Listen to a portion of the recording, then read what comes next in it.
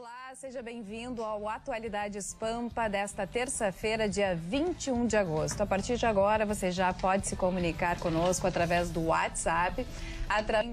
Alcione. E ela foi bem ou não foi bem?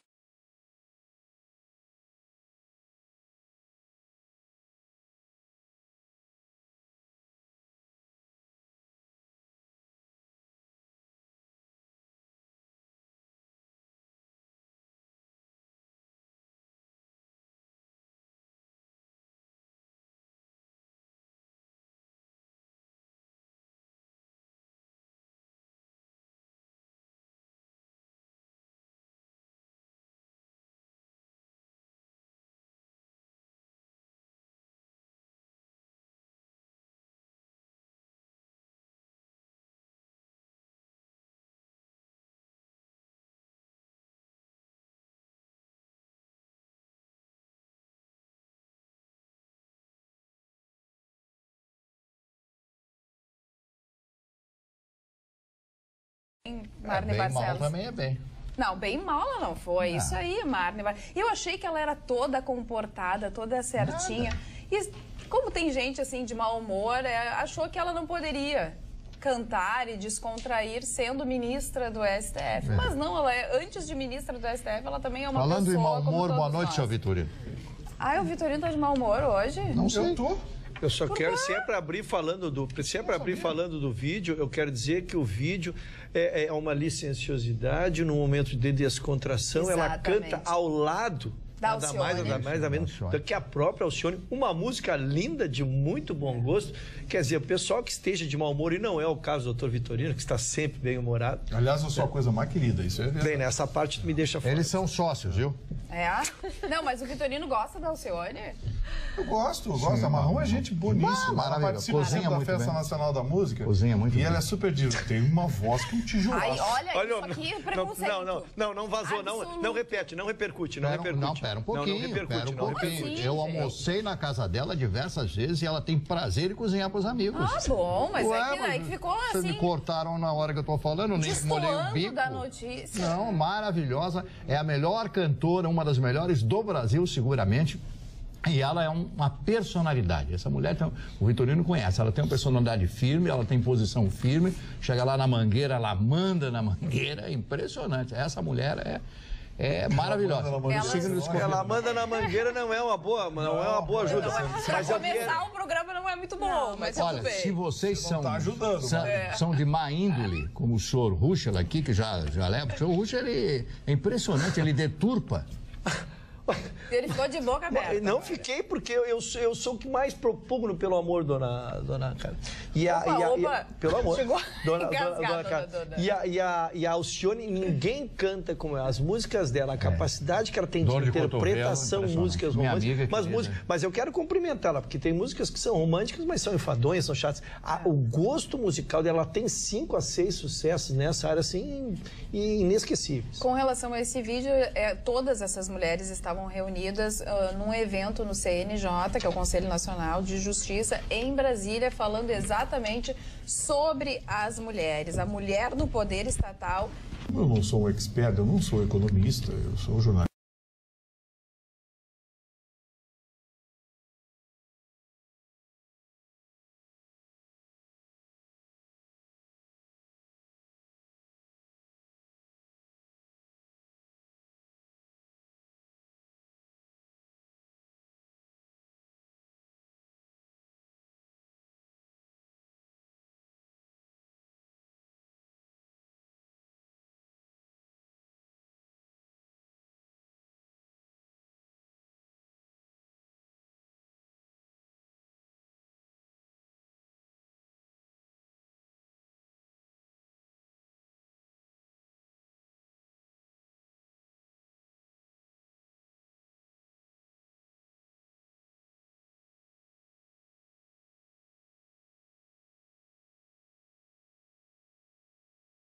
Sou jornalista, advogado, engenheiro, enfim, eu não tenho ligação com economia.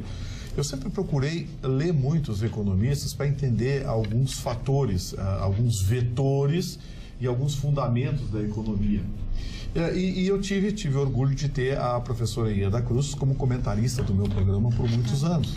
A professora Ieda Cruz, quando largou o governo do estado, decidiu se afastar por um tempo e depois passou a participar do meu programa de rádio fazendo comentário diário. E eu aprendi muito, porque um comentário da professora Ieda é uma aula de economia. E o que aconteceu? Eu fui observando alguns fatores, especialmente algumas variáveis da economia, que são inalteradas. Eu tenho dito aqui nesse programa há um bom tempo, olha, há mais de quase 2 anos que eu digo a mesma coisa. Olha, não se iludam, o dólar está represado. O dólar brasileiro vem sendo represado. A crise econômica fez com que o governo federal, o Banco Central, intervisse no mercado lançando swaps. Para quem não sabe, swap é uma venda futura de dólar, onde você aposta numa cotação e vende antecipadamente. O governo fez swaps para colocar dólar no mercado para segurar a cotação. Não adiantou. E eu disse aqui, não vai adiantar, o governo não vai queimar as nossas reservas cambiais para segurar a cotação do dólar. E foi o que aconteceu. Uns 4 meses atrás, o governo parou de emitir swaps e com isso o dólar começou a sua escalada. Passou de R$4 hoje e vou dizer para vocês, não está ainda no fundo do poço, a coisa tende a piorar, infelizmente. O mercado está inseguro, está instável, não bastasse isso, continua saindo dólar aos borbotões do país, por dentro e por fora.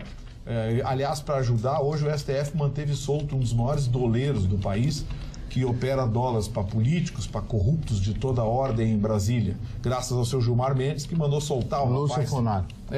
E dizendo o seguinte, né, Marlin, que esse crime não tinha violência nem grave ameaça.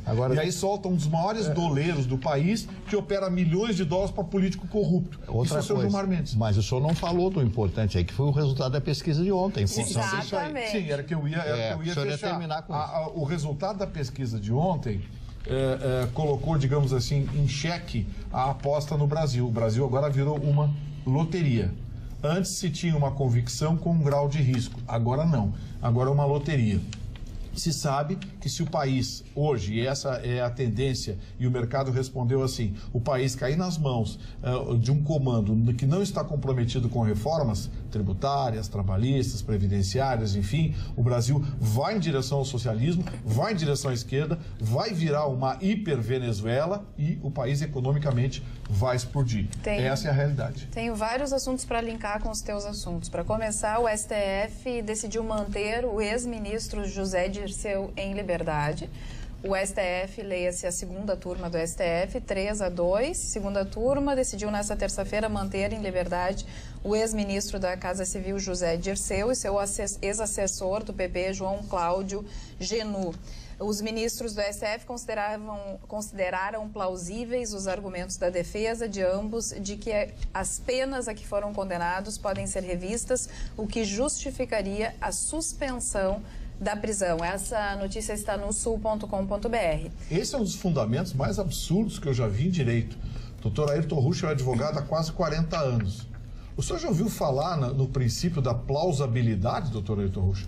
Existe isso em direito? Tive conhecimento da publicação do acordo. Do acordo, o senhor tomou conhecimento de um novo princípio criado para soltar um bandido condenado pela justiça. E que solto, você pensa que ele vai fazer o que solto, José Dirceu?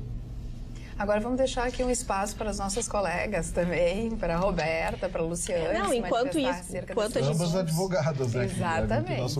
O princípio da plausibilidade é curioso, de fato. Mas falando em números, né? A gente, durante esse período de tanta crise, no mercado de arte, a crise passa longe, batido. Eu trago um número aqui para a bancada. O mercado de arte mundial movimentou no mundo, no ano passado, 63,7 bilhões de dólares. Um aumento de 12% do que dos anos de 2016, 2015.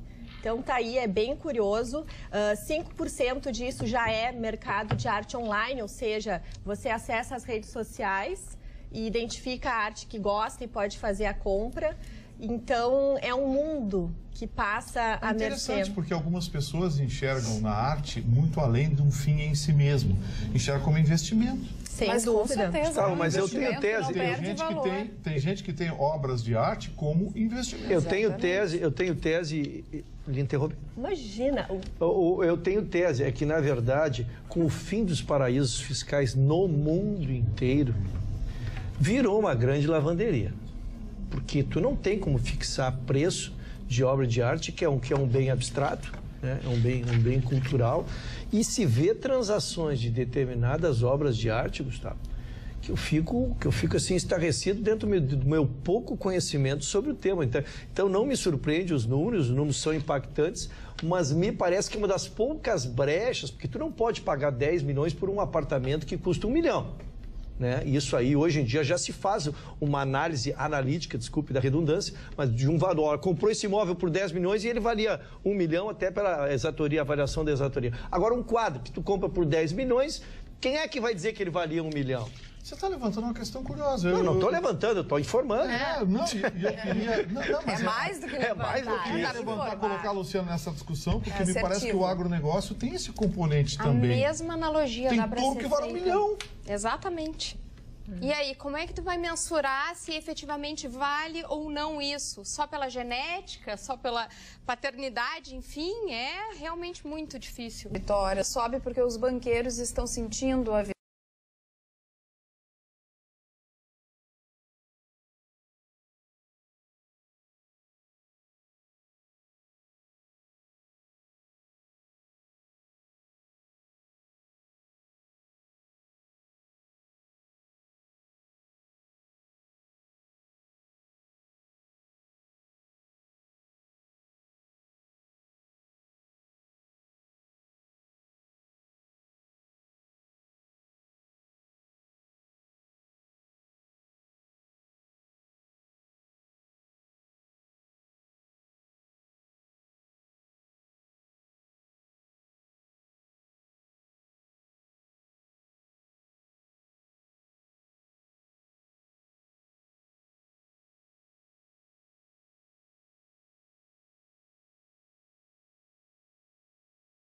do meu candidato e o candidato deles está na lanterna. Eu não vou dizer o nome do seu candidato porque a gente não pode. Diz o Júlio de Oliveira aqui no Atualidades. Essa coisa de obra de arte de produtos de valor agregado, acho que o Chicão pode opinar, porque Chicão, automóvel tem valorização, né? O cara não pode pagar, por exemplo, 1 milhão numa Ferrari e dizer que ela vale 3 para lavar dinheiro. Tem um amigo meu até mandou agora um WhatsApp interessante mostrando o Dante da venda de uma Maserati 4 portas, ano de 2007. Ela vale mais do que uma 0 quilômetro. 2007? É. Um carro de 11 anos de uso. Por quê, Chico? Por causa de uma série especial dessa Maserati Ghibli, ela vale mais que a 0.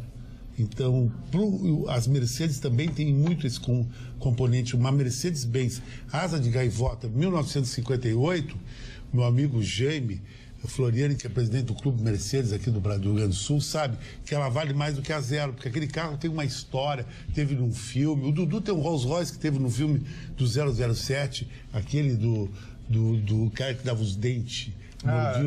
Que veio ao Brasil. Era no Pão de Açúcar. Aquele Rolls Royce ficou aqui e foi para um cara de São Paulo e esse cara vendeu para o Dudu. O carro tem esse componente também. O relógio já não tem muito, só se for uma série muito especial. Por exemplo, o relógio que... mas aqueles antigos, os Vacheron Constantin... Vale. Esses são joias. É joia. Deixou de ser relógio, virou joia. O caso da Lady Di. Quando a Lady Di morreu num túnel, ela lá em Paris, ela estava usando um Rolex Lady Di mesmo, que é um Rolex para mulher. Aquele relógio foi na Christie's, em Londres, foi vendido por mais de 12 milhões de euros na época. Por quê? Porque era um relógio que pertencia a uma celebridade. Exatamente. E põe celebridade nisso, né? O valor é o mercado. Mas o que a Roberta falou é o mercado da arte. Por exemplo, um quadro do Carlos Paes Villalobos. Conheceu ele quando ele veio a Porto Alegre, na Feira do Livro, que até a Pampa trouxe ele. E ele valia tanto quando ele era vivo. Ele morreu, o quadro quadruplicou o preço. Eu levanto a questão aqui. Quanto vale o quadro Guernica? Não tem preço. Você só pode ir para um museu. Quanto vale a Mona Lisa? Não tem preço também. Agora, só fica no Louvre. Quanto vale um Rembrandt? Não tem preço. Agora, a China é um componente interessante que ela está falando. A China está delapidando o patrimônio histórico dela, vendendo todas aquelas obras da dinastia Ming. Isso. E a China não está fazendo nada de bonitinha, está terminando com a história deles. Tem um vaso Ming vale tem um uma vaso fortuna. Ming na entrada de um hotel em Paris, que fica em exposição. O vaso era original da dinastia Ming, atestado por especialistas. Quanto vale o negócio desse? Os caras do hotel compraram. Fortuna. De algum mercador chinês. Enquanto alguns têm muito, outros têm tão pouco. A situação dos venezuelanos é cada vez mais complicada e se complica ainda mais porque um terremoto de magnitude 7,3 atinge a costa da Venezuela hoje. Um terremoto, então, de 7,3, que é um terremoto fortíssimo, atingiu a costa norte da Venezuela no final da tarde desta terça-feira, segundo o Serviço Geológico dos Estados Unidos. O tremor, cujo epicentro ocorreu perto da cidade de Guiria, foi sentido na capital Caracas, onde edifícios sacudiram, disseram testemunhas. Há também relatos de que ele foi sentido no norte do Brasil, em Boa Vista e em Manaus. Desgraça pouco é bobagem. É bobagem. Você pode dar uma tsunami, um terremoto desse. Exatamente, porque fica também perto da costa. E o destino, como nós tratamos ontem, da questão da Venezuela, né, de Roraima e tal, da divisão, se eles continuam imigrando ou não. Vamos tratar, então, do destino dos venezuelanos. 820, eles estão falando em interiorização, que é tirar os venezuelanos de lá e distribuir no país. 820 deles já foram, transportados pela aviões da FAB, né, da Força Aérea Brasileira, em 5 etapas para 7 cidades: Cuiabá, Manaus, São Paulo, Conde, Igaraçu, Rio de Janeiro e Brasília, e eles estão planejando fazer esse transporte de mais de 1.000 venezuelanos que atendem requisitos do programa federal, em primeiro lugar, que desejam viajar e se estabelecer em outro lugar e que estejam em boas condições de saúde, porque tem algum deles que nem conseguem sair de onde estão, né, pelas más condições. Tem gente com fome. Vacinados há mais de 10 dias e a notícia é, eu já vou te passar, Ruxa, a notícia é, eles virão para o Paraná e para o Rio Grande do Sul em especial. Dona Carla, só para ter... Dona Carla, olha ali, olha, ele já veio armado. Eu não vou me enganar hoje. Hoje eu trouxe de casa, passei a tarde fazendo quadrinho. Hoje eu não vou me enganar. Se eu me enganar, meu Deus do céu. Dona Magda, um abraço, um beijo aí. Ontem nós trouxemos, alguns assistem nosso programa só no primeiro horário e não assistem até o fim. Entrou um e-mail muito pesado contra a gente, assim, que a gente, lógico que a gente leva respeito a todo mundo, mas que talvez nós não tenhamos sido compreendidos pelo nosso telespectador, que versava exatamente sobre esse tema. Quando a gente disse que se tu fecha a fronteira, e isso é uma decisão de justiça e de política de governo, agora se tu deixar entrar, maltratar, deixar passar fome, deixar o pessoal naquele local lá atirado, isso nós não podemos pactuar. E aí nós fomos chamados de, não sei, de fascista, esquerdista, ou seja lá o que for, o que seja. Então é isso que nós estamos dizendo. É um universo de apenas 2.000 pessoas que tu distribui muito facilmente, que tu socializa, tu resolve um problema localizado que está provocando uma imagem terrível no Brasil, pelo mundo, né? De estar trazendo essas pessoas. Não, mas então, moço, olha só. Moço. Não são 2.000 pessoas, não. Não, na praça, neste momento, são 2.000 pessoas. Sim. Tanto é que removeram 1.000. Removeram 1.000. Nós não estamos falando de quantos entraram no país. Nós estamos falando da notícia de ontem, que eram as pessoas que estavam na praça, dormindo nessa famosa praça, que teve o assalto, onde recebeu a represália. Nós estamos falando desta solução imediata, não de uma solução global. Tanto é que estavam viajando secretários de ministro para lá, com poder de caneta, para resolver. E nós tínhamos um grande galpão com feijão e arroz, já resolvia metade do problema. Então vejo que não era tão difícil. Foi lá a FAB, distribuiu por 6 ou 7 estados, meia dúzia de pessoas, e o problema sai da praça. Olha só, a solução dessa praça não é a solução do problema. Esse problema, o que aconteceu lá, vai se reproduzir em Boa Vista daqui a pouco, onde já existe uma rejeição, existe um clima tenso contra os venezuelanos. Por quê? Porque começa a faltar, inclusive, mantimentos em Boa Vista. o estado de Roraima é um estado bastante isolado, bastante distante. O custo lá, o custo logístico é muito alto, os produtos são caros e o estado de Roraima é um estado pobre. É um estado pobre. Ele não comporta uma entrada de 600 a 800 venezuelanos por dia no Paraná ou no Mato Grosso, não provocaria essa encrenca. Mas em Roraima é o caos. Na realidade, assim, falando em bom português, nós adoraríamos poder receber as pessoas e cumprir com as legislações. A questão é que nós somos um país ainda subdesenvolvido e nós não damos nem conta das nossas necessidades, quanto mais tentar resolver o problema do país vizinho. Então, eu acho que a gente tem que assumir que a gente não tem condições de receber essas pessoas todas. Eu quero... Nós estamos discutindo dois assuntos, discutindo os assuntos que são assuntos separados. A notícia foi um assalto lá, um assalto que se assaltou, aí o povo quis dar naquele venezuelano, aí os venezuelanos foram defender e virou uma batalha campal, e não se resolvia isso. Esse é um assunto. O outro é o que nós passamos a discutir agora, que é a solução do problema em si. Se vamos fechar a fronteira ou não. A Advocacia Geral da União já disse que não tem fechamento. Que é contra, não tem fechamento. É ilegal isso, não já tem. O governo de Roraima, o governador entrou com a ação, teve que ir esperando hoje o dia inteiro se teria liminar ou não, está pedindo o fechamento das fronteiras. Eu gostei muito da posição que ontem... Esse é um assunto que não era para ser decidido por tribunal. Esse é um assunto que tinha que ser decidido politicamente. Esse é um caso humanitário, gente. Tudo bem, eu entendo. Esses caras votaram no Chaves, esses caras acreditaram no bolivarianismo. Tá bom, tudo isso eu estou acreditando. Mas, porra, são seres humanos. São seres humanos. Como é que eu vou ver essas pessoas morrer de fome? Exatamente. A palavra é descaso. Eu entendo que isso é um pouco de descaso dos nossos políticos. Eu não concordo com isso, por causa que a Itália, por exemplo, ela é sofrida. A Itália baixou uma lei que não aceita mais imigrante. Eu gostei muito disso. Chega todo mundo da Líbia, entra no navio, nós estamos mal, estamos doentes, estamos duros, temos que entrar na Calábria, na Itália. Os italianos não deixam o navio entrar. Não dá. No caso de Lampedusa. Lampedusa, exatamente. Bom, alguns anos atrás, eu comecei a me apaixonar pelo mercado de artes. E um dia eu resolvi investir nisso. Não investi em comprar porque eu não tenho.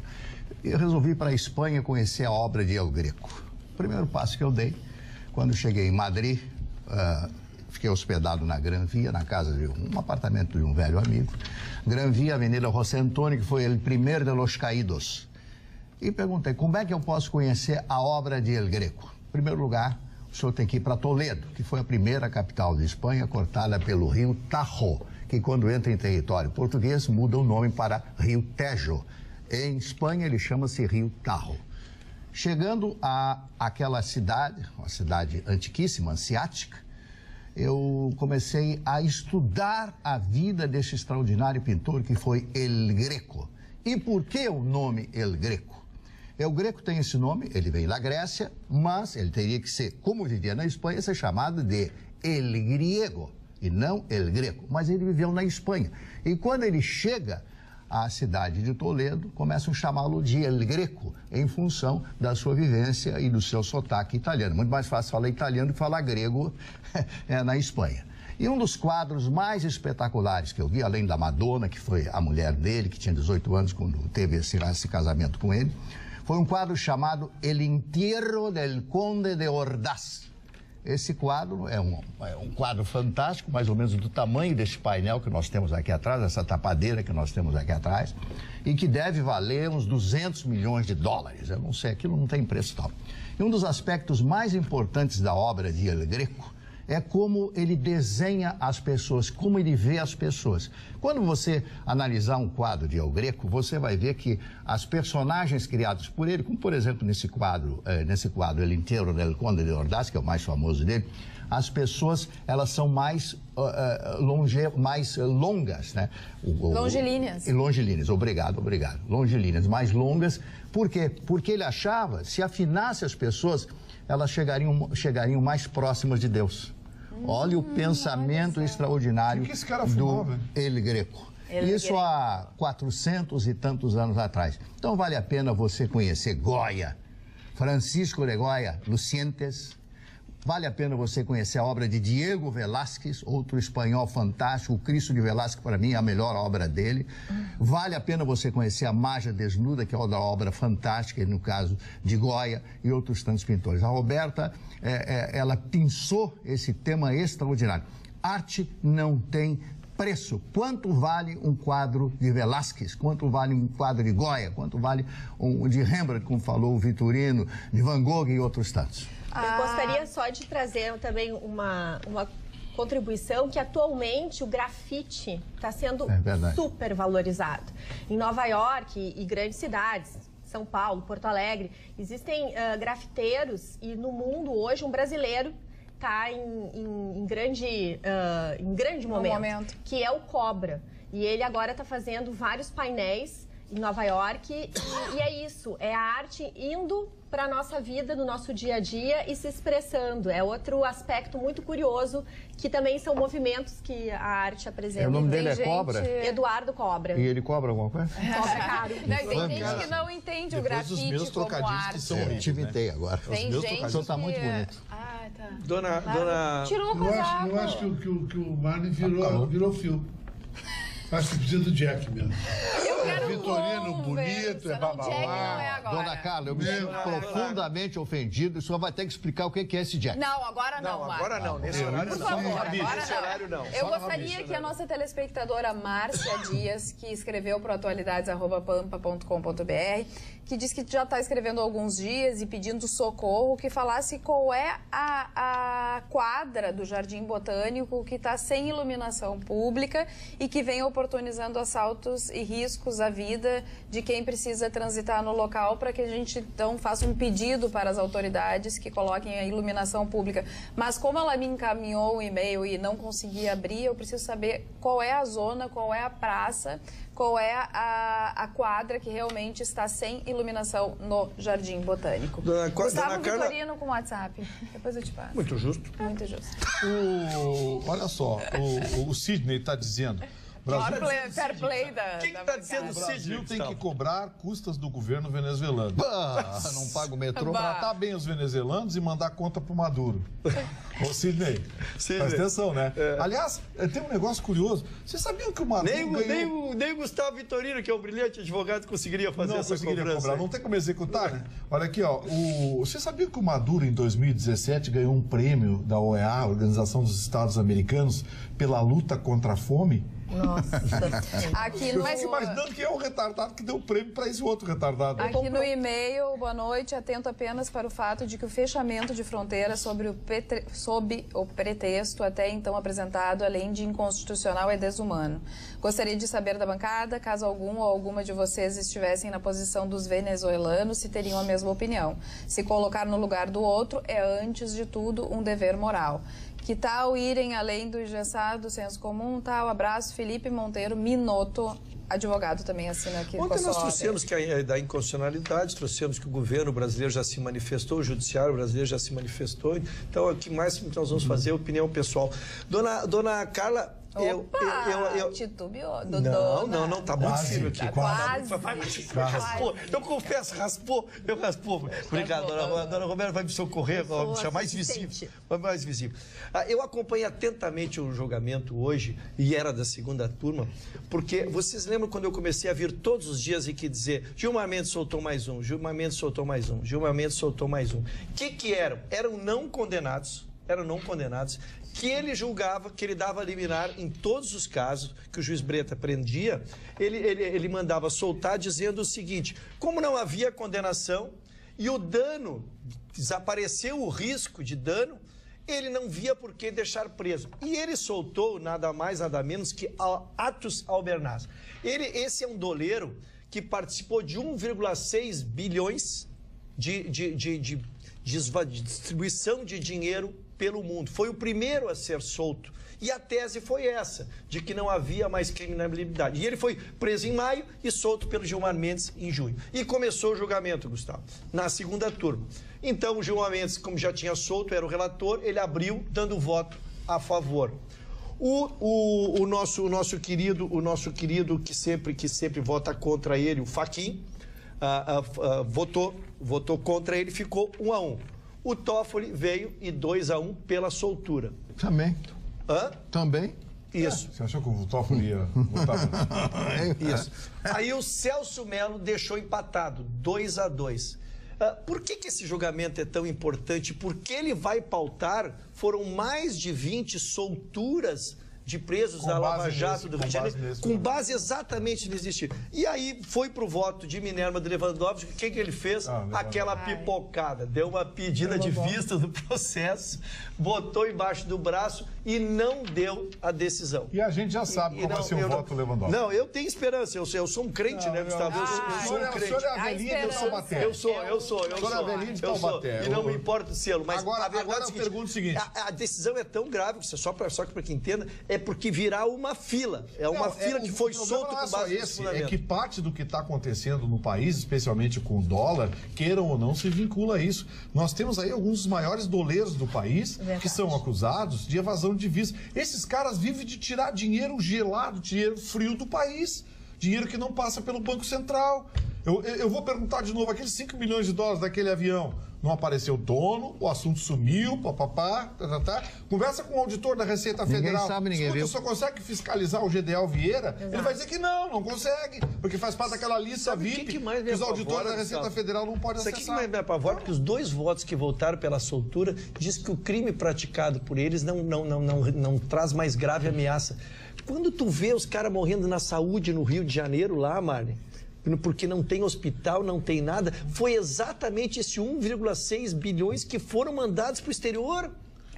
O dinheiro foi roubado. Como é que tu acha que isso não provoca dano numa sociedade? A alegação é de que não teve violência nem grave ameaça. Quer violência e grave ameaça maior que essa que você está falando? Exatamente. Aliás, falando em saúde, e essa notícia está completa no sul.com.br, os casos de sarampo nas Américas chegaram a 5 mil e a Organização Pan-Americana da Saúde ampliou o seu alerta. A situação realmente está crítica, não, Luciane? É verdade. Nesse ano, em 6 meses, nós tivemos o maior índice de casos dos últimos 10 anos na Europa. É gravíssimo o caso. Eles já tiveram 37 mortes. E fazendo um link aqui com o nosso estado, a gente teve o dia D da campanha de vacinação. Só que o que é preocupante nisso? Apenas 50% das crianças de 1 a 5 anos foram vacinadas. Então, tendo em vista esses fatos de epidemias, por mais que elas estejam controladas, não dá para descuidar. Né? Nós temos hoje já 13 casos no Rio Grande do Sul, 6 casos de morte no Brasil e mais de 1.000 casos de sarampo. Então, pais, nós temos até o final do mês para vacinar os seus filhos de 1 a 5 anos. Isso é bem importante. Fica alerta, a vacina é gratuita. Sabe que eu sou pela penalização?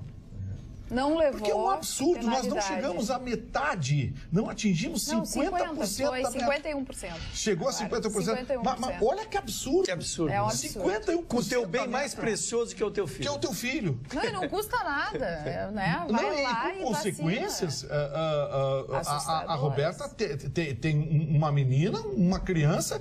Pô, imagina as consequências.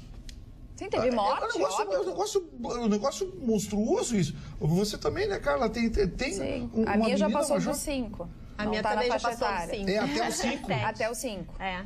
Mas a Europa está considerando como dramática a situação. Mas eu quero trazer também um dado seguinte. Na Europa também, em países como a Alemanha, eles começam a vacinar após os 2 anos, né? Então, assim, tem a ver com a nossa situação econômica e, por exemplo, crianças que nascem em situações muito precárias e que ficam expostas. Mas, Roberta, né? tudo de graça, Roberta. Sim. Não vacinar é uma irresponsabilidade dos pais. Né? Mas devia ser criminalizado isso. A campanha a gente tem que lembrar, vai até o final do mês. Mas acho que o sarampo não é só na classe de menos poder aquisitivo. É um vírus que está circulando cara, sabe em todas qual é que assusta o dado da criança? Porque eu trouxe aqui, eu fiquei acompanhando. Você lembra quando saiu a questão da gripe, da vacina da gripe? Sim. Eu fiquei toda semana trazendo os percentuais. Sim. Qual foi o mais baixo? O das crianças. Das crianças. As pessoas ainda têm um preconceito. É um absurdo. Gustavo, nós tivemos... Os velhos atingiram o índice mais alto, passaram de 90%. Né? E qual era o índice mais baixo? Qual foi? O das crianças. Puxa vida, o Gustavo tem toda a razão. Tem alguma coisa errada. Eu acho que tinha que haver um tipo de penalização para isso. Países de primeiro mundo estabelecem. Antigamente nós conseguíamos vacinar muito porque tinha muito investimento em publicidade e informação. Foi feito um trabalho muito sério, né, das equipes de saúde, de ministérios de saúde que foram fortes ao longo dos anos. E nesses últimos, sei lá, 20 anos, 10, 15 anos, não sei, houve realmente uma mudança porque nós fomos atingindo, né, dados muito exponenciais em nível internacional de erradicação, né? Então, tinha doença já erradicada que... Aquelas nossas infantis todas foram erradicadas. Exatamente. Haviam sido erradicadas. Começaram novamente, que voltaram com tudo. Deixa eu só deixar mais leve um pouquinho o programa no momento de... Agora, só um pouquinho. Te pedi uma licencinha, porque a gente vai precisar de falar de coisa boa também. Já chegou a Expo Agas 2018, de 21 a 23 de agosto, na Fiergues, em Porto Alegre. Feira de negócios e ciclo de palestras. Supermercados, mini-mercados, bares, restaurantes, hotéis, lojistas e demais segmentos do varejo participem da Feira de Negócios e Convenção com palestras de Rafael Baltresca, Marcos Troijo, Ricardo Boechat, Miguel Falabella, Marcos Piangers, Miriam Gondeberg e muitas outras atrações. As inscrições já estão abertas no site www.agas.com.br e o patrocínio Master Nestlé. Expo Agas 2018 é uma realização da Agas, Associação Gaúcha de Supermercados. Participe. Marlene Barcelos. Eu quero dar uma frase que eu acho fantástica. Para os visionários, a palavra nunca não existe, né? Nunca. O visionário vai sempre lá. E eu estou me referindo aqui ao Ronaldinho Gaúcho e ao Assis. Ronaldinho Gaúcho abriu uma escola de futebol em Israel. Em Israel, vejam só, em Israel, eu vou contar a história para vocês. Ele abriu essa escolinha e agora em dezembro ele pretende fazer um jogo, né? Vai estar presente o Ronaldo Fenômeno, Kaká, Roberto Carlos, Bebeto, Edmundo e outros, né? Então, vocês lembram a história que a Argentina não quis jogar antes da Copa uma partida amistosa com a seleção de Israel, porque ficou com medo. Às vezes eu penso que talvez seja em função daquele atentado a Mutual, a israelita da Argentina, mataram mais de 80 pessoas que estavam naquele momento naquela associação lá e até hoje me parece que o crime não foi muito bem esclarecido. Talvez por isso que os argentinos não tenham querido ir lá. Mas eu quero dar meus parabéns ao Ronaldinho Gaúcho, que, segundo a opinião do Chicão Tofani, que eu concordo, é o jogador de futebol brasileiro mais famoso no mundo. Hoje é o Ronaldinho Gaúcho. Não só isso. Ele é, depois do Pelé, o rosto de brasileiro mais conhecido no planeta. Mais do que o Neymar? Mais que o Neymar. O Neymar está decantado. Mas o Ronaldinho já tentou ter uma escolinha de futebol ali no Lami e não deu certo. Também com aquela cara. Mas, querido, cara, para uns é bom, para outros é feio. A minha cara, muita gente acha maravilhosa em Porto Alegre. De repente, tu não gosta, eu respeito a tua cara. As mulheres adoram o Ronaldinho Gaúcho pela beleza. A Lesi Souza, boa noite, bancada linda e querida. Sou apaixonada por grafite. Já assisti uma reportagem sobre o grafiteiro Cobra e fiquei encantada e achei ele muito simpático. Um abraço para todos vocês. Lesi Souza. Então, eu tenho até uma dica. Que tem um outro grafiteiro que está seguindo essa mesma linha e fazendo bastante sucesso em Nova York. Procurem por Erasmo, que também é uma outra dica. E ainda falando de arte, uma última dica também de uma artista americana famosérrima e que ela é especialista em pintar flores. Georgia O'Keeffe. Procure por essa mulher que é fantástica também. Aqui, ó, Chicão, a informação, você não lembrou, nem eu, aquele filme que foi do 007 no Brasil, se chamou 007 contra o Foguete. Moonraker, o nome original era Moonraker. Legal. Era Moonraker do filme. Quem era o ator? Guilherme, pela dica. Assim é que é bom a gente ter. Quem era o ator? Era o Roger Moore, que naquela época era o segundo 007. Nesse sábado começa a Expo Inter, o maior evento do agronegócio a céu aberto da América Latina, no Parque de Exposições Assis Brasil em Esteio. acho que é 42ª ou 43ª edição, 41ª edição da Expo Inter, começa nesse final de semana. Para vocês terem uma ideia, a economia brasileira é carregada nas costas pelo agronegócio. A agropecuária e a agricultura brasileira, a produção de produtos primários, carrega o PIB brasileiro, carrega a economia brasileira nas costas. E esse, por ser o maior evento da América Latina, reúne caravanas que vêm do mundo inteiro, atrás de matrizes animais, atrás de equipamentos, enfim, atrás de todo tipo de produto, mão de obra, insumo, seja lá o que for que cerca o agronegócio. Quero só lembrar vocês, antes de passar para a Luciana, que a Luciana entende disso porque ela é criadora, ela é fazendeira e entende desse negócio. Eu quero falar que a Rádio Liberdade, da Rede Pampa de Comunicação, estará cobrindo todo o evento, além da TV Pampa, através do programa do nosso Paulo Sérgio Pinto. E nesse domingo acontece o Oscar do Agronegócio do Rio Grande do Sul, que é o troféu Senaro Sul, nos salões da Associação Leopoldina Juvenil, a partir das 20 horas. E a Rádio Liberdade, eu estarei comandando a transmissão, a Rádio Liberdade estará cobrindo o evento em tempo real. E a Rede Pampa estará registrando as principais imagens para um especial que será apresentado aqui na TV Pampa.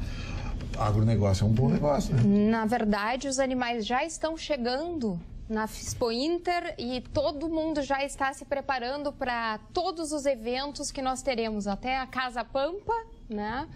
E lá, por exemplo, o Tá na Mesa da Federação vai ocorrer lá semana que vem. Nós vamos ter vários eventos focados na mulher e o agronegócio, né? Então é um grande momento para olhe a agenda, separe o que lhe interessa e não deixe de participar, porque realmente para nós do Rio Grande do Sul é um privilégio ter uma feira como essa no Sul. Além de negócio, também as pessoas que querem só passear e que querem levar seus filhos para também ter contato com os animais, que não tem outra oportunidade, é maravilhoso, tem muita coisa. Tá, mas eu tenho uma curiosidade, o que faz um cavalo valer R$1 milhão?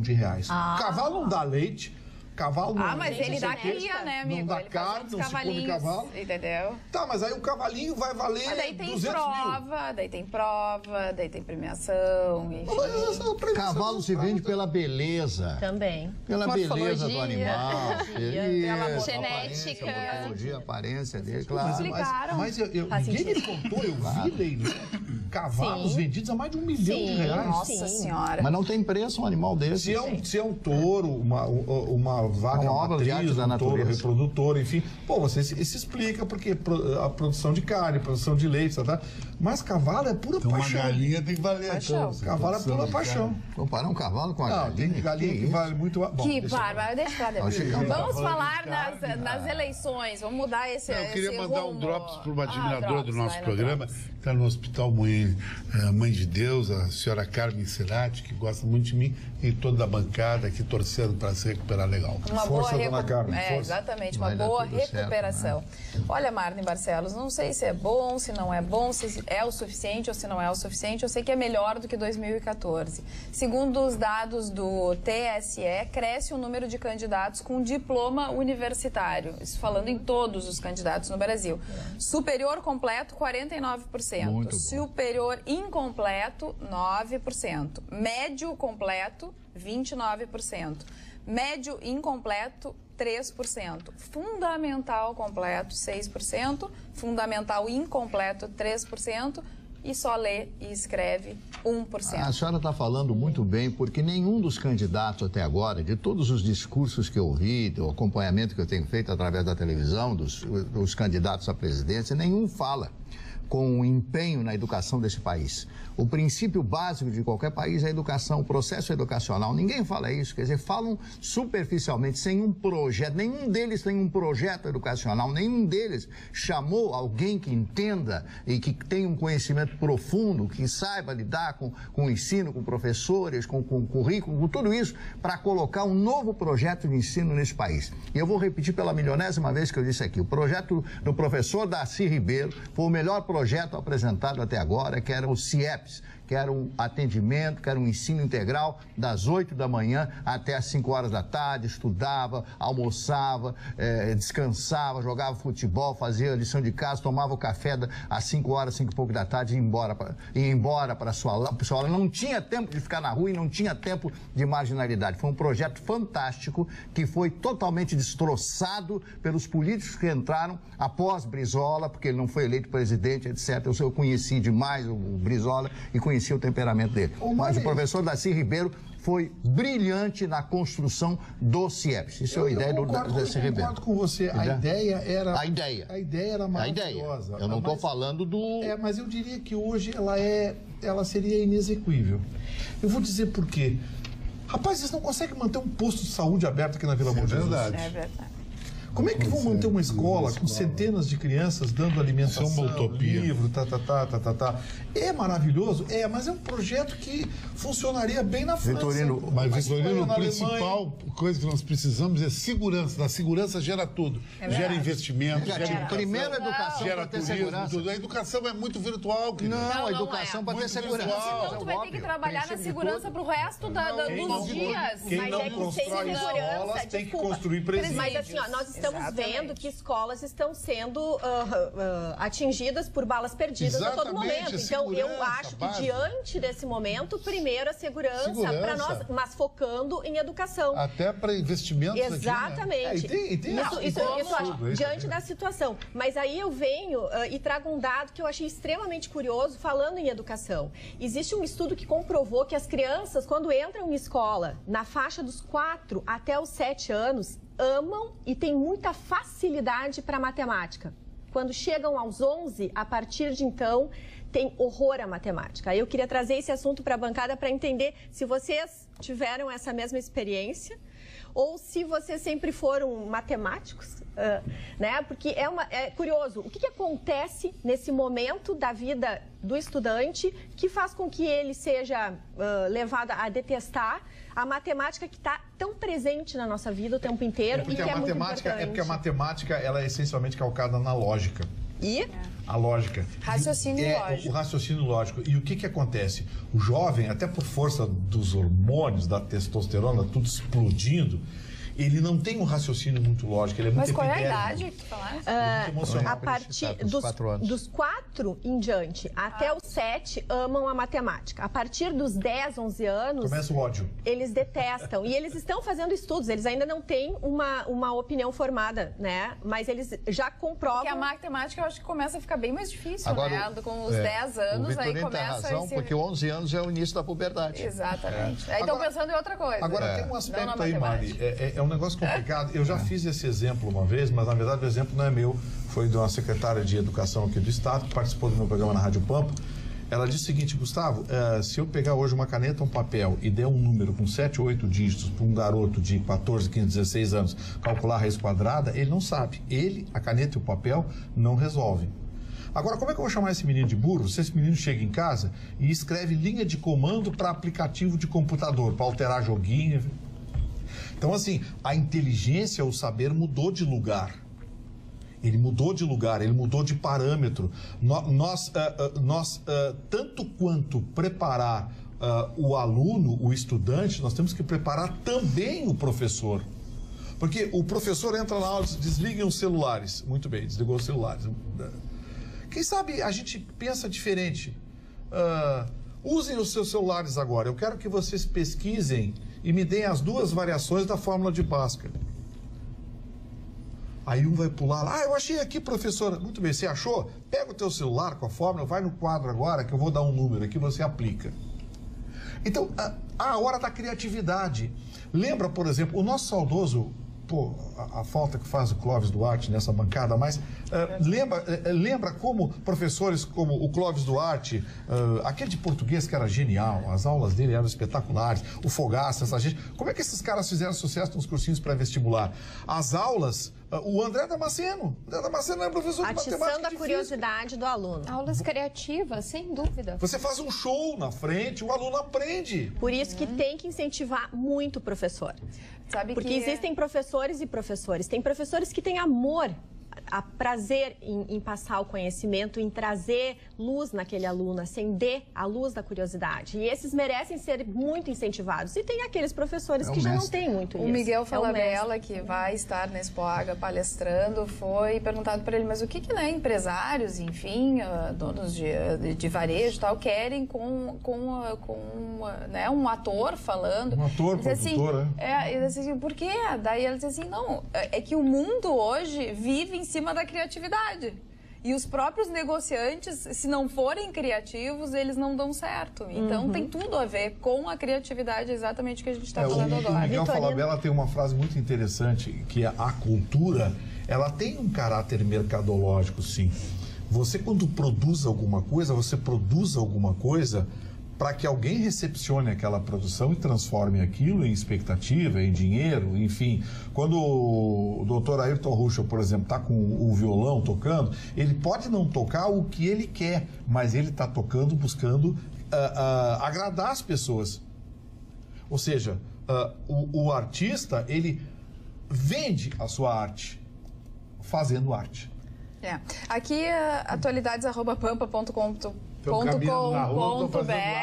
24 horas por dia. A revolta da vacina. Boa noite, amigos da bancada. Infelizmente, em pleno século XXI, estamos assistindo e brevemente sofreremos as consequências do preconceito da revolta alienada, que repete o episódio funesto do início do século XX, quando em 1904 a população revoltada com o governo daquela época recusava-se a receber doses de vacinas, considerando ser uma forma de protesto.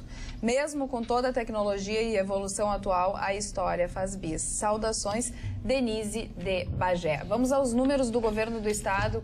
Mas antes quero lhe dizer, Dora, que quando a alegria do próximo te transforma na tua alegria, estamos tendo verdadeiro sentimento do amor. É isso que discutimos.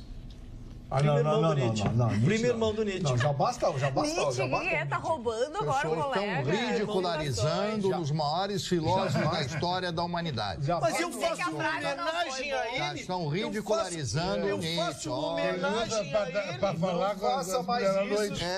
Ele deve dar uma aplicute. Aquele aplicute. Olha, faça mais isso que o lantejoula e o camarão ficam bravos. Tu na cara fiz uma homenagem. Ao filosofia, aos amigos da sabedoria. Eu só quis homenagear a sabedoria. Vou me ater aos números. Antes de bater, eu vou dar só complementar o e-mail da Denise. Muito apropriado. Tá, muito apropriado. A Denise de Bagé também falou sobre a importância do cavalo. A importância e valorização dos equinos devem-se ao fato de que, embora não sejam utilizados para alimentação, auxiliam muito a população e trabalhadores do campo. São utilizados em competições e esportes, enfim, é uma criação de relevância. Carla, eu nessa mesma linha estou recebendo aqui informação de telespectadores que conhecem bastante de cavalo e comentam o seguinte, que cavalo vale pelo trabalho que realiza no campo. Quanto melhor a genética, melhor o trabalho no campo.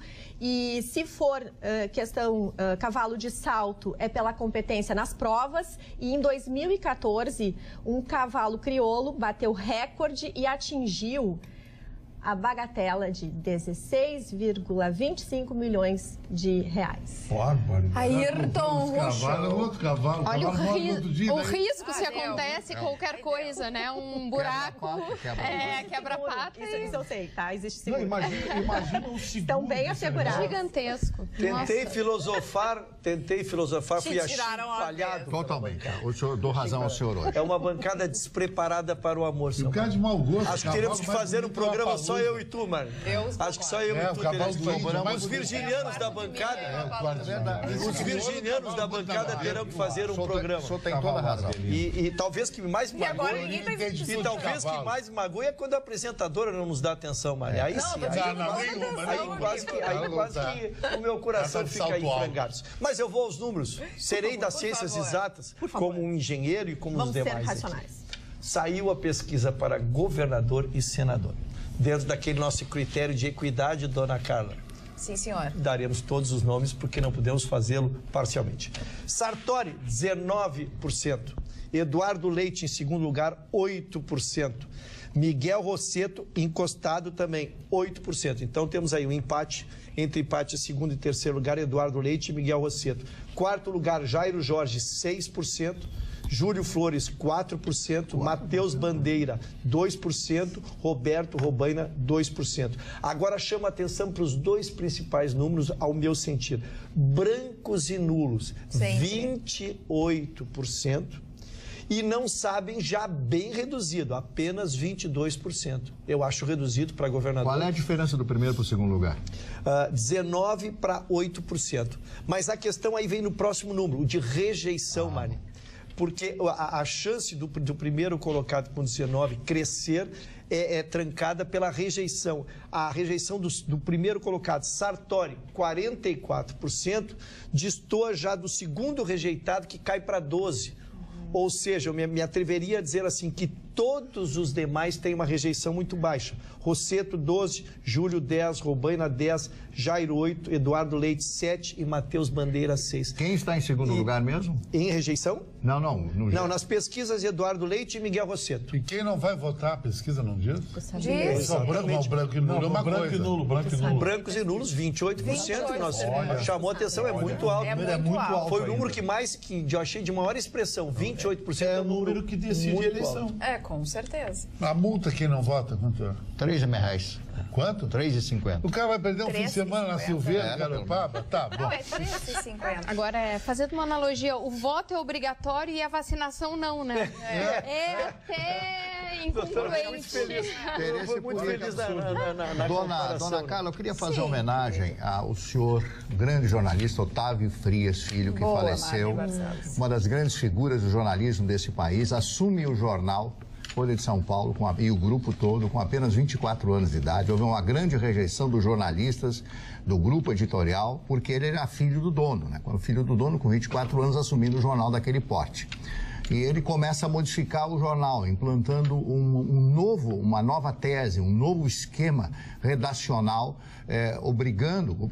determinando que os seus funcionários, os seus redatores, os seus jornalistas já tivessem somente a notícia e não emitissem um comentário. Não comentar a notícia, mas dar a notícia simplesmente para que o leitor fizesse a sua própria avaliação e definisse o seu ponto de vista a respeito daquela notícia. Claro que o jornal tem todos os articulistas, etc., aqueles que dão opinião, etc. O jornal tem, né? Coluna do fulano, coluna do cicrano, etc., etc., etc.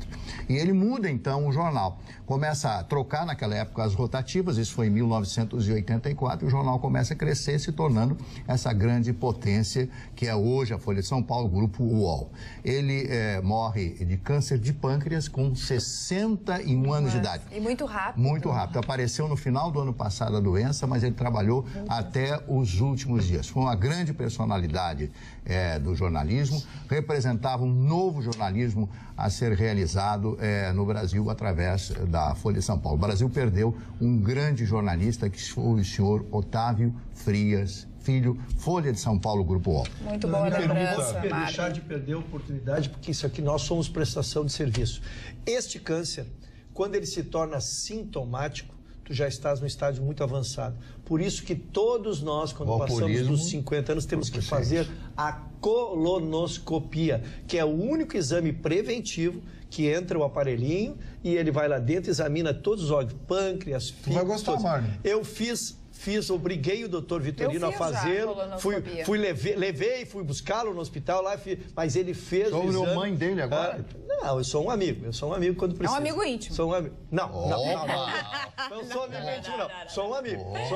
Eu estou dizendo, mas isso é prestação de serviço. Este câncer, ele é quase que letal. Mas se tu fazes a endoscopia ou a colonoscopia, ele é assintomático. Então, quando ele vem, um homem da nossa idade, da nossa faixa de idade, em 3, 4 meses perde a vida. Se tem algum histórico familiar também, aí tem que começar a realizar antes dos 50 anos. Mas muito importante é procurar um médico e ter um acompanhamento médico. Sem dúvida. E não, Carla, as crianças aos 11 anos entram no período operatório formal. Desse momento em diante, são capacitados para aprender lógica, álgebra e ciências. Ocorre que a escola tenta treinar o aluno em operações que não são formais, exatamente nesse período. Tudo isso é conhecido pelos pesquisadores e temos muitos gaúchos nessa área. O problema é que não conseguimos preparar os professores das crianças. Falta investimento e vontade política, é o que diz o Sérgio Severo. Desculpe, Luciane, te interrompi. Não, imagina. Seguindo... Eu queria só, para não perder o assunto do Marne, eu queria dizer que, em respeito à família, eu não vou fazer comentários sobre o grupo Folha UOL conduzido. Eu sei qual é o comentário que você Exatamente, melhor. Ele implantou o conceito editorial, então, assim, em respeito à família, eu não vou fazer comentário, mas eu não traço nem teço ao vísceras a esse jornalista. Então, vou prestar serviço de novo ainda à comunidade, porque é importantíssimo isso aqui, a questão do DPVAT. Tá? Não sei quem está acompanhando o DPVAT, para quem não sabe, não está familiarizado com a CIR, quando tu te acidenta de automóvel, tu mais precisa de um auxílio financeiro imediato ali no teu acidente, a seguradora está levando quase 7 meses para pagar e está glosando vários pagamentos. Se isso aí está gerando uma revolta, porque as pessoas pagam esse DPVAT, não é um seguro que todos nós pagamos, né? Está dentro daquelas taxas que você paga e embute, exatamente. A questão está ficando tão grande que a líder, que é a seguradora, resolveu largar uma nota oficial dizendo que o Rio Grande do Sul tirou do colo dela. Diz que o Rio Grande do Sul é o 4º estado onde mais havia corrupção nesse sentido de fraudes, de criar acidentes, né? Se justificando, então, por que agora está fazendo uma análise mais a miúde e que está atrasando. Mas vamos combinar, 7 meses para pagar restabelecer um dinheiro, quando tu está hospitalizado, tu está precisando desse dinheiro de bolso para pagar as teus coisas aí, então vamos ficar atento aqui, porque essa é a matéria do dia, tá? Combater fraude de alguma coisa, subtrair ou ficar com o dinheiro, reter o dinheiro que não lhe deve, é outra coisa, está capturada no Código Penal. O mais importante é que se dizer, esse DPVAT isso é uma vigarice. Isso tem gente mamando, gente ganhando muito dinheiro com essa história. Ah, tá na lei? Sim, tá na lei, coisa e tal, tá. Ah, vigarice oficial. Isso é uma bobagem, acabar com esse negócio de DPVAT, de seguro de moto que tudo vigarice, mas é tudo vigarice. Mas é vigarice, nós somos... O Brasil é um país de vigarice. Eu tô dando razão pra ele, até quando eu dou razão pra ele briga comigo. Ele briga. O Brasil é um país de vigarice. O Brasil é um país de vigarice. Vitorino, tô de mal. Normas, se quer dizer tudo, é a vigarice. Tô de mal. Obrigado pela boca, camarada. Tá de mal, vira de bosta. Ele não consegue ficar 5 segundos brigado com o Vitorino, é demais pra ele. Nem com o senhor eu brigo, nem com o senhor eu brigo. Como nem comigo, não entendi também essa a recíproca é verdadeira. Eu te amo, camarão. Bom, a Luciane quer falar, por favor, mas a senhora deixa ele me chamar de camarão? Eu não escutei. Eu tô aqui com um empecilho desse lado aqui, não tô conseguindo. Eu, quando ele te chamava, eu te defendia, Mari. Não, defendi agora, não defendo mais. Não, o senhor pode me... Eu vou ficar muito feliz. Muito feliz. Tá, vamos deixar a Luciane falar. Bom, uma notícia agora, saíram as datas da Semana da Conciliação dos processos de execução da Justiça do Trabalho. Hoje nós temos 123 mil processos em fase de execução. Então, esse é um importante momento para solicitarmos tanto o autor da ação quanto a empresa um momento para comparecer ao judiciário e tentar essa conciliação. Poderão ser negociados valores, parcelamentos, né? E aí reduzir, colocar um fim nessas demandas intermináveis.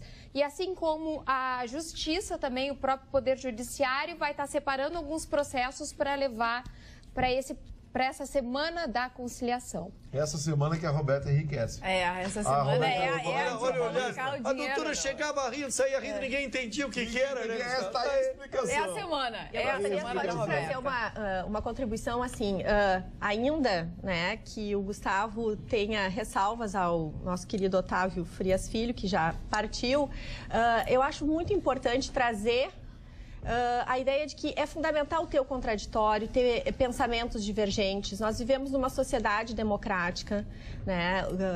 Tem pessoas que conviveram bastante com o senhor Otávio e ele era uma pessoa assim elegantérrima no sentido de saber ouvir as diferenças, né? Independente do tipo de análise que ele fazia, é importante haver as diferenças, né? Então, só queria deixar esse ponto, porque realmente nós perdemos uma pessoa muito importante para a nossa sociedade. Muito bem, e agora eu quero mostrar para vocês aquele vídeo que eu prometi no início do programa, que mostra a ministra Carmen Lúcia cantando Não Deixe o Samba Morrer. Vai, Carmen Lúcia! Deixa o samba morrer! Ah, trancou na melhor parte. Não deixe o samba acabar! O morro foi feito de samba pra gente sambar. Não deixa o samba morrer, não deixa o samba acabar. O morro foi feito de samba. De samba pra gente. Tô desempregado, eu tô desempregado.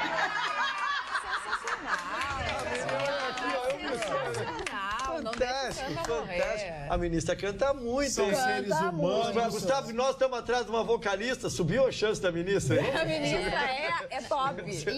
E ela usou esse evento para reforçar o papel da mulher, né? 52,5%, né, das mulheres votantes do país.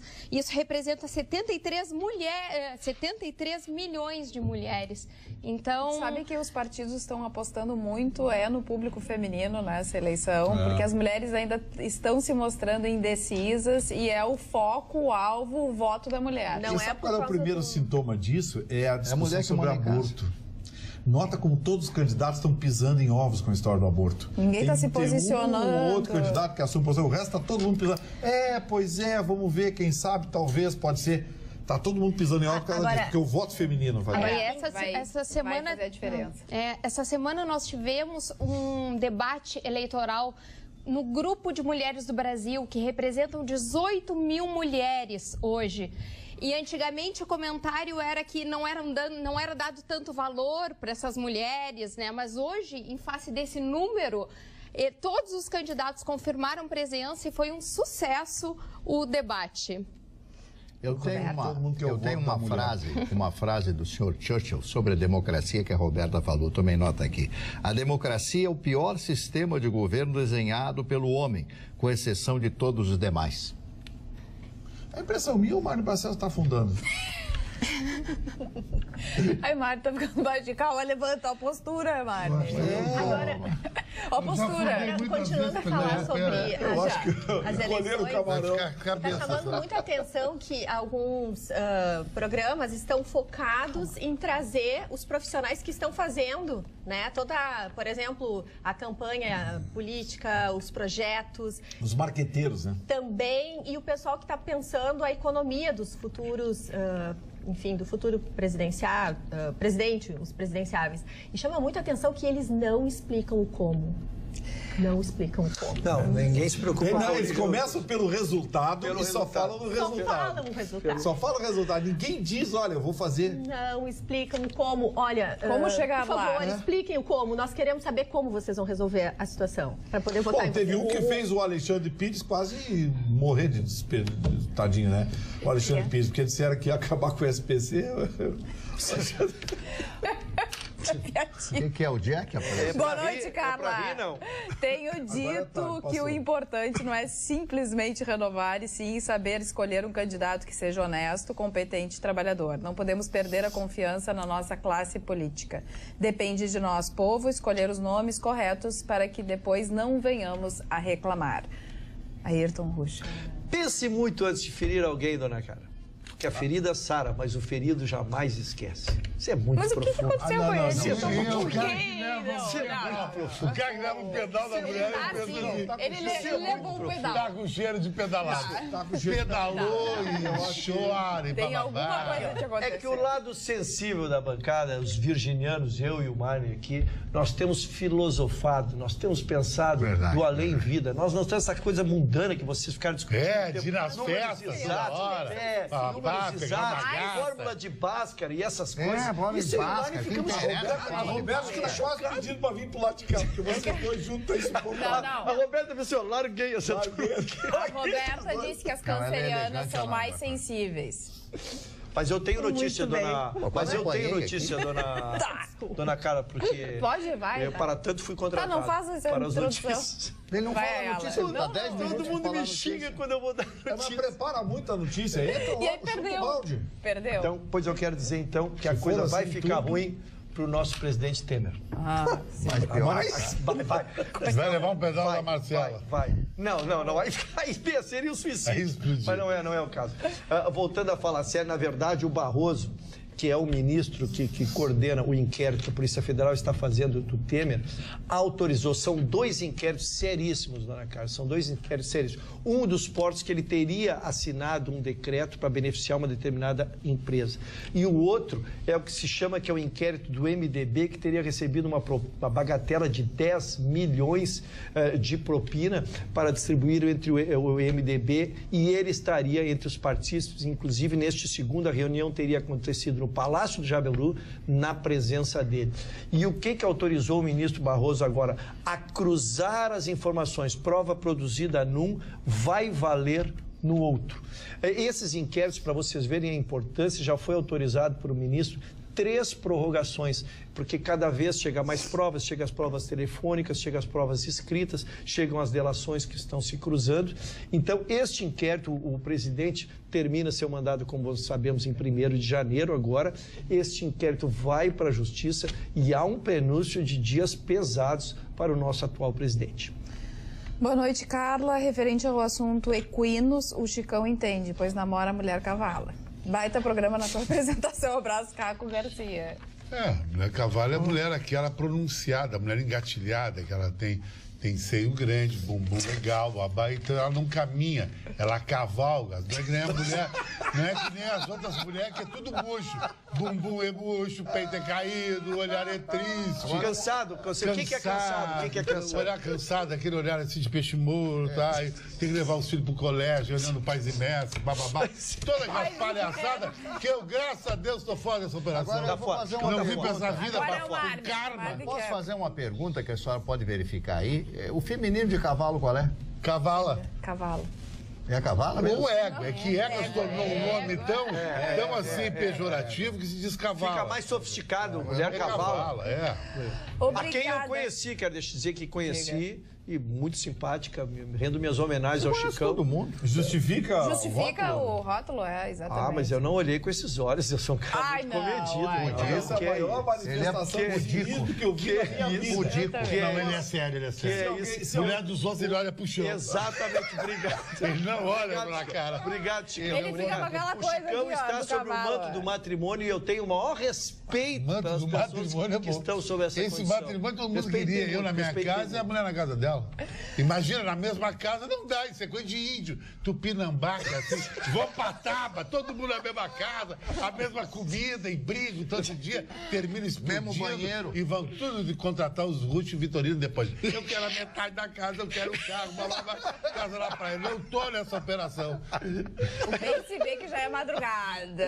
Acho que eu tô O problema nisso são os filhos, né, com as guardas compartilhadas, né, que muitas vezes ficam no meio do caminho, sem saber para que lado vão. O Juan vão. Pablo Boeira, que é diretor do Grupo Zafre, tem uma teoria que o Vitorino compactua, eu também. Aqui é um filho sai 2,5 milhões de reais para te cuidar desde que nasceu até 18 anos. Entre um filho e um apartamento em Miami, ele comprou um apartamento em Miami. Tu não pode vender um filho, ele pode vender um apartamento. Tá, eu já tenho 6 isso milhões quer alguma coisa, compra um cachorro, faz bilu-bilu todo dia com ele, ele fica lá, bilu-bilu. A não cara sabe, da carícia. Não sabe a importância que tem um filho na vida da pessoa. Pra mim seria um horror. Carla, ele ia dizer, oi papai, tu não, Carla, o que eu não sei é que nós acumulamos 7 milhões e meio de patrimônio. O Vitorino já quer ter cada filho. 3 filhos é 2,5. Eu e a Carla com o Vitorino não quer filho, cara. Não, é de déficit. Não é patrimônio, é déficit. Hein? Quanto vale o neto? Ainda mais com a mãe desempregada, então aí. Tudo bem.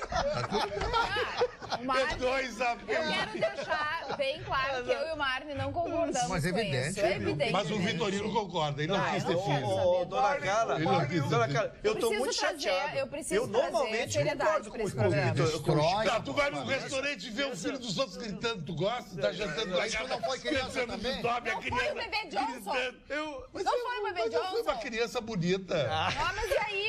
A maioria dessas crianças é meia boca. Como é que a gente podia fazer para conseguir uma foto do Chicão quando ele foi bebê? Eu vou trazer, vai estar no meu livro. Podia nos trazer. Cabelo encaracolado, olhos verdes. Ô, Chicão, a gente podia pegar uma foto sua quando foi bebê Johnson e aquelas fotos que você fez peladão e comparar a evolução da espécie. Mas olha só, aí a produtora não me protege agora. deu. Evolução da espécie. Gente, ele tá me chamando de quê? De que ele tá me chamando? Nem vou dizer a palavra aqui. Não, melhor não. E aí pode gerar racismo, olha o que a coisas Tereza aí. disse no atualidades@pampa.com.br. Total essa aí. A Tereza primeiro disse assim, obrigada, dona Magda, por ler meus e-mails. Vou pegar, me dá. Vou te ajudar aqui, ó. Dona Tereza, deixa eu lhe mostrar. Dona Carla, e eu li, tá? Não briga comigo. O Vitorino continua lindíssimo. Adoro todos vocês. Que horror. E essa moça, Roberta Nova, ficante nas falas, sobretudo sobre autoestima. Ela é muito linda. Amo esse programa, não percam. Tereza de Porto Alegre. E a Tereza cometeu um erro, não falou de mim e do Ruxo, dos bonitos da bancada. Segundo a rua disso. Segundo a rua. Bom, mas a Tereza não acha. A rua fala. É uma deselegância total. Os mendigos aqui da frente da Pampa dizem que os dois É são uma bonitos. deselegância total. A rua. Eu não existo, a doutora Alina, ninguém existe. Só existe o Chicão Tofani pra ele. Vou dar uma informação pra Ele vocês, é então. o próprio Narciso. Ele é o senhor Narciso. Eu vou dar uma informação pra vocês Produtora me agora. protege desses ataques. Vai levar o Chicão ao desespero a informação que eu vou passar pra ele agora. Ai, meu Deus. Já que vem Semana de Expo Inter aí, vocês sabiam que o orgasmo de um porco dura de 22 a 26 minutos? Ai, não acredito. Tá próxima enganação, tu quer ser porco, né? Rapaz, eu tô pedindo. Deus, eu quero ser porco. Ele realmente entende de tudo, né? A dona Carla tem que readquirir o comando da Exatamente. O comando Marco da bancada Barcelos. Dá os aniversariantes aí, pelo Aniversariantes. amor de Deus. só de vivo. Corta o microfone do Vitorino lá, pelo Foi o amor de Deus. produtor suíno que me deu essa informação. Rapaz, não consigo esquecer o porco. Olha só, O produtor. primeiro aniversariante de hoje, o Count Basie, extraordinário músico americano. Naquela época, Count, que é Conde, Duke Ellington, Duke, então aqueles grandes músicos da época, os negros que cresciam na música e se tornavam grandes personalidades nos Estados Unidos, Louis Armstrong, Nat King Cole e outros tantos, tinham apelidos, né? Nat King Cole e assim por diante. Músicos maravilhosos, extraordinários, como foi Count Basie. Josué Monteiro, escritor brasileiro, Milton Ribeiro. Josué Monteiro todo mundo conhece, imortal da Academia de Letras. Falecido já. E Milton Ribeiro. Milton Ribeiro foi um dos grandes atores do cinema brasileiro. Ele fez o Cangaceiro. Cangaceiro, que foi um clássico, um dos filmes brasileiros um dos filmes brasileiros mais premiado no exterior. Kenny Rogers, de aniversário hoje, completando 80 anos, o grande Kenny Rogers, da música country americana, realmente fantástico. O ator brasileiro Carmo Dalla Vecchia, ator gaúcho, inclusive, que está há muitos anos na Globo, completando 48 anos, junto com ele outro ator global, Murilo Rosa, também completando 48 anos de idade. O atleta jamaicano completando 32 anos, Usain Bolt, Usain ou Usain? Usain, né? Usain Bolt. Usain, essa é a pronúncia, né? Bom, são esses, rapidamente, os aniversariantes. Aproveitando esse último aniversariante, hoje o Usain Bolt fez o primeiro treino dele como jogador de futebol numa equipe profissional da Austrália. Joga? Ele gosta muito de futebol. Ele gosta muito de futebol. Torcedor do Manchester United. E hoje ele estreou, ele fez um contrato de produtividade com um clube profissional da Austrália e hoje fez o primeiro treino. Chicão tinha dezenas de fotógrafos. uma atração total. Tinha dezenas de fotógrafos. Eu não sei ainda como é que ele se saiu no treino, se ele tem alguma habilidade com a bola, enfim, mas achei curioso. Eu acho que ele não tem muita habilidade com a bola. Mas eu não sei, uma coisa veloz ele é. Se ele se der mal, se ele não tem bom domínio de bola, é o seguinte, toca a bola na frente e manda ele correr atrás. Ele vai chegar primeiro no lateral seco. Ele vai ser. Dona Carla, eu tenho notícias. Boa. Eu queria dar um drop. Quais são elas? Vamos às notícias depois. Eu olhei do pro teu Vitorino e drop. me lembrei do porco agora. Mas para aí. O seu Marne? Ah, mas o seu... Não, eu vou te contar. Ah, não, mas... não. Ele tá querendo me derrubar. Tá querendo me derrubar. Isso é contra a Dona Carla. Esse tipo de comentário é contra a Dona Carla. O porco e o Jack Que estão... tem um comando rigoroso. Ela está evitando que a gente peça pelo Jack. Ela não está deixando a gente falar no Jack. Esse é o autêntico Jack Palance. Tá, ele quer dar um drop sobre o Jack. Tu vai Não, falar sobre ou o Jack eu não vou falar porque pode dar problema. Ah, então não. Que é uma coisa que Notícias. muita gente em casa vai à loucura. Tá usando o Jack e não tá dizendo. Ayrton Ruxo. Notícias municipais. Sobre os munícipes. Ah, tem uma notícia que eu queria que tu desse. Pois Tomara não. que seja essa. Na verdade é o notícia seguinte... do Cabildo? O Cabildo. Não, neste caso não o seria. Ah, bom. Na verdade, nós temos 4 mil pessoas que moram nas ruas de Porto Alegre. Exatamente. Esse é um número extraordinariamente negativo, né? E há um trabalho, há um enfrentamento da prefeitura e do prefeito, em todos aqueles que atendem essa área, e estão fazendo um realocamento e construindo pequenas moradias para esse. E hoje foi uma data que foi muito comemorada, porque um casal mesmo, que já morava 6 meses na rua, foi lhes oportunizado, então, uma residência. Então, está sendo chamado este casal como um símbolo desta nova fase de redistribuição de residências, de moradias, aí para moradores no caso, a prefeitura alugou um apartamento. Exatamente. Este casal não tinha conseguido renovar o seu apartamento, né? E foi morar nas ruas, a mostrar que o amor persiste quando acaba o dinheiro. Esse é o verdadeiro amor. Há os que dizem que quando o dinheiro termina o amor, este casal seguiu junto. Mas, na verdade, isso é muito importante. Nós teremos, a partir daí, um encaminhamento, uma realocação, para ver se tiramos essas pessoas das ruas. Tem um colega na Grenal, o Belker, que namora a Estelinha, que é mulher de rua, morador de rua, mostra que é um casal por amor mesmo. O Belker é isso aí. O Belker é meu colega. Eu adoro o Belker, Ele é lá do Otávio Rocha, do grupo do Otávio Rocha. O Belker, me dá elementos que eu te defendo amanhã, me dá elementos. Eu quero dizer que como as pessoas pensam diferente, né? E esse é o contraditório. Olha o que disse o Eugênio Carlos ainda no nosso programa ao vivo, que pena que tu não trouxesse esse assunto antes. Prefeito de Porto Alegre cria Bolsa Moradia de R$500 para solucionar a crise dos moradores de rua. Acredite se quiser. Está colocando eles a morar no centro histórico de Porto Alegre. Acredite, ele está indignado. Uma verba do judiciário de 1,8 milhão e a segurança e as ruas e os buracos, ele pergunta. Eugênio Carlos. As matérias, não sei, eu respondo até, lógico que vou dividir com a bancada, mas é que uma coisa não se mistura com a outra. Os buracos são os buracos. Sempre que nós encontrarmos os buracos, eu vou dizer, não tem buracos. Eu ando de moto, contei aqui a dificuldade que está. Bem, esse é um departamento. Agora, o departamento que nós temos que estar é as pessoas embaixo de ponte. Quem passa na Ipiranga ali e vê aquelas pessoas embaixo. Não posso imaginar que uma pessoa defenda isso porque vai tirar a verba não sei de onde. Tem que tirar, isso é uma questão social, pessoal. Não consigo esquecer o porco. Ah, meu Deus. Ai, Jesus. Agora vai ficar apaixonado pelo porco.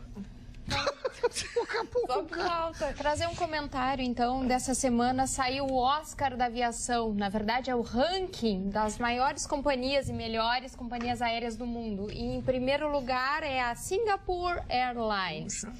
Mas qual é o ponto aqui? É que as companhias aéreas do Sul estão caindo, na verdade, desabando no ranking. Então, acho que isso é um pouco também do reflexo da nossa economia e da nossa instabilidade.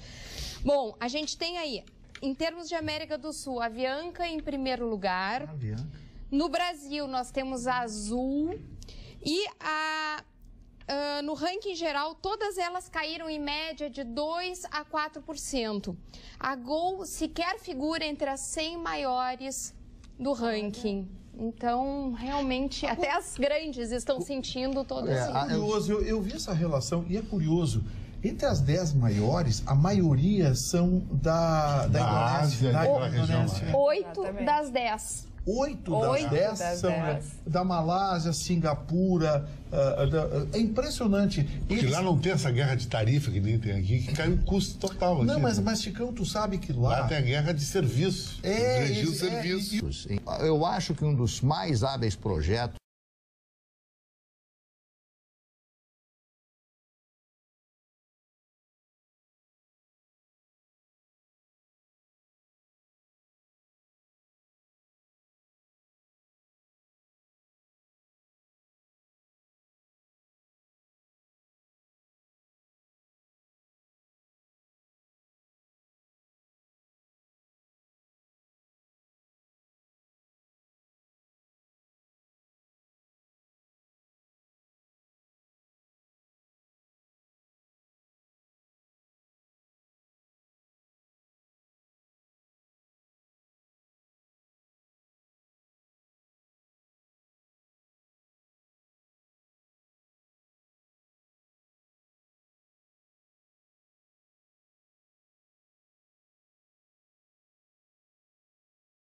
em termos de aviação do Brasil foi o da Azul, porque a Azul compra os aviões brasileiros da Embraer e aproveita a manutenção da Embraer em São José dos Campos. E Embraer é um dos melhores aviões do mundo. Sim, e com isso diminuiu o custo dessa vez. Aliás, os aviões da Embraer são fantásticos, belíssimos, né? Voos tranquilos, né? Então, dado essa inteligência do David Neeleman, ele colocou a Azul, que cresce a cada ano. E a Gol, eu não sei, né? Essa Gol vai ser um gol contra, né? Dona Carla, assim como trouxe uma notícia boa, quero repercutir uma notícia ruim do município, que completamos o 23º dia de greve, né? E os postos de saúde estão sofrendo a consequência disso, e não surge uma mente brilhante ou uma cabeça pensante ou um articulador, seja de que lado seja, né? Para voltar, para iniciar algum tipo de negociação, porque a gente vê as negociações totalmente paradas, vê o 23º, que se mostra que será igual o 24º e o 25º, e não se vê uma solução. E aí, quando se começa a chegar nessa questão de saúde, dos postos de saúde, de pessoas que precisam ir muito dessas questões e não tem esse recurso, então, insisto, eu apelo que aqueles que pensam o município, que tomem uma decisão. E eu vou fazer uma apelação agora aqui, né? Aqui te privilegia, né? A esfriar o ambiente e eu aqui tô na Sibéria, né? Você daqui de Filhopolia, né? Ótimo, tá tão agradável. Descaso na saúde, é o e-mail... Vai, Graça, linda produtora que é minha amiga, escantou agora. Tá, eu posso falar? Mas não sei como é que ela sobrevive ao Marne mandando beijo, o Chicão mandando abraço, não sei como nossa produtora Ou ela gosta de carinho. Ela gosta de carinho. Descaso na saúde. Meu nome é Fernanda, moro na Zona Norte de Porto Alegre. Estou muito indignada com o tamanho descaso na nossa saúde. Tenho uma bebê de 3 meses e no dia 13 comecei uma luta para encontrar a vacina da meningo. Fomos em 7 postos de saúde, até mesmo no Hospital Presidente Vargas, e a tal vacina está em falta. É inacreditável a ação e campanhas, os responsáveis deixarem faltar vacinas para as crianças, é uma vergonha. O mais triste é a falta de comunicação entre os postos para apontar onde tem a vacina. E no dia de ontem, dia 20, com toda a chuva, fui em 4 postos na Zona Norte para hoje encontrar apenas no postão do IAPI. Quer dizer, não tem nem a informação entre um posto e outro. A pessoa tem que ir de posto em posto para saber. Eles não se comunicam. É inacreditável, realmente. Ainda bem que encontrou na IAPI. Você sabe que a Justiça não está nem um pouquinho satisfeita com o governo federal, com as decisões que ela está tomando em relação ao INSS, né? Os absurdos que o governo está fazendo para economizar dinheiro, praticamente sacrificando as pessoas pobres, humildes, aposentados, pessoas que têm o auxílio-doença. Sim, eu concordo. Antes que alguém diga que tinha muita sacanagem nisso, sim, tinha e ainda tem. Concordo com o pente fino. A PEC 55. Mas tem que haver respeito, gente. O que estão fazendo é uma carnificina. Esses dias veio um cidadão, olha, veio um cidadão aqui, sem um braço, ele perdeu o antebraço para baixo. Sabe qual é a recomendação que ele recebeu? Readaptação profissional. Meu Deus. Sabe? Seres humanos. Tem que haver um mínimo de respeito, sabe? Aí eu estava cobrando dos médicos, porque, pô, a patologia não muda, né? Exato. Daqui a pouco o relatório é de acordo com o patrão. Aí eles me explicaram. Não, o INSS mandou uma bula para eles. De acordo com o problema, é o laudo que ele tem que dar. Então, assim, o médico dá a patologia, teve amputada a mão, tal. Bom, perdeu a mão, manda readaptar. Então, o problema não é do médico. É uma coisa que veio de Brasília, da direção do INSS, do Diabo Carrega, sei lá de onde veio isso, que os médicos não têm o que fazer. Tu imagina os casos... O médico descreve a patologia, mas na hora de preencher a indicação, a providência a ser tomada, ele tem que pegar o relatório do INSS. Isso aqui, o sujeito perdeu um rim. Um rim só não é problema. E quando é depressão, quando são casos que, na verdade, não tem como ser identificado como um rim, né? Como é que fica essa situação? São coisas assim inacreditáveis. E a justiça está indignada porque está entupindo a justiça de ações. Foi criada uma vara especial aqui de assistente de trabalho em Porto Alegre, por delegação. A Justiça Federal repassou a Justiça Estadual. Então criaram uma vara especial só para julgar isso. Pô, os juízes passam o dia entupidos com esses processos que nem deveriam ser judicializados. Por isso, vamos nos mobilizar votando direito. Não vamos desperdiçar o nosso momento de nos indignarmos, mas não de anular voto. Em votar em alguém que a gente realmente avalie como sendo nem que seja o menos ruim. Vamos encerrar o programa de hoje. O Atualidades Pampa vai ficando por aqui, agradecendo sempre a sua companhia, a sua parceria. E nos encontramos na quarta-feira com Magda Beatriz. Um beijo, boa noite e até lá.